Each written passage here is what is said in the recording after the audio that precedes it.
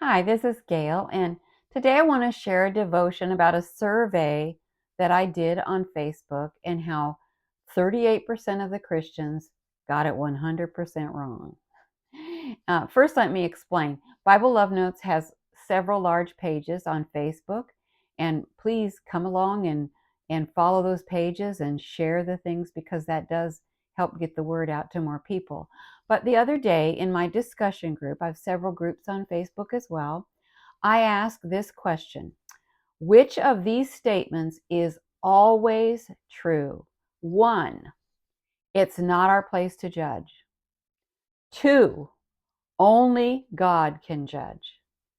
Three, Jesus didn't judge people, he just loved them. Four, only hypocrites and Pharisees judge people.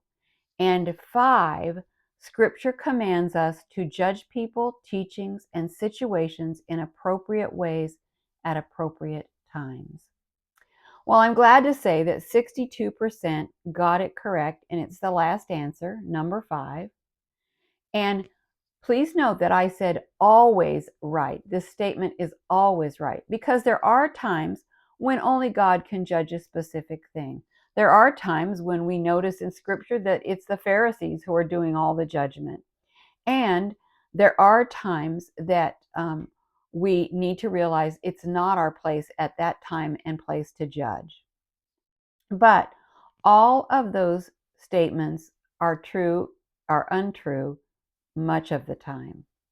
So we can look at a number of passages that refute these false beliefs, and I want to give you each of those scriptures in the description of this video so that I won't just be repeating the addresses for those scriptures because there are too many to read all of them right now. But Scripture clearly tells us that we are to judge, we're commanded to judge false teachers and ungodly influences. We are demanded to judge sinners in our midst to help restore them. This is sinning believers in our midst. We are to judge our friends. We should choose friends that are appropriate types of friends, not friends who are going to draw us into evil things or into non-Christian or pagan things. We're also called to judge sin.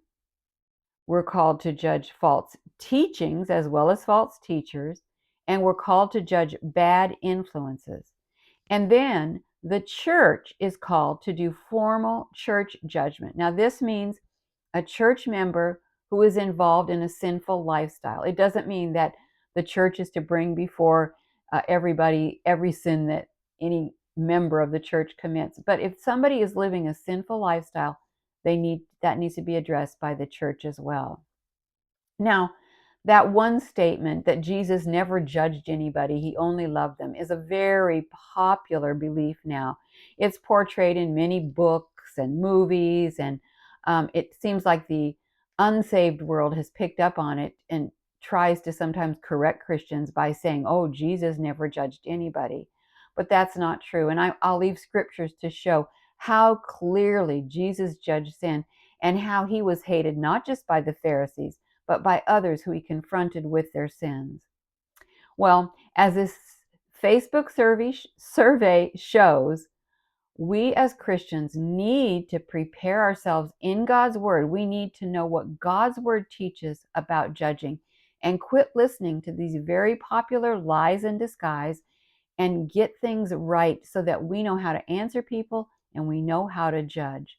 And I really want to encourage you to check out my book, Lies in Disguise, because it contains great information on this and other aspects of the judge not fallacy, the judge not lie that is interfering with people's faith. So God bless, and be sure that you judge as God tells you to judge.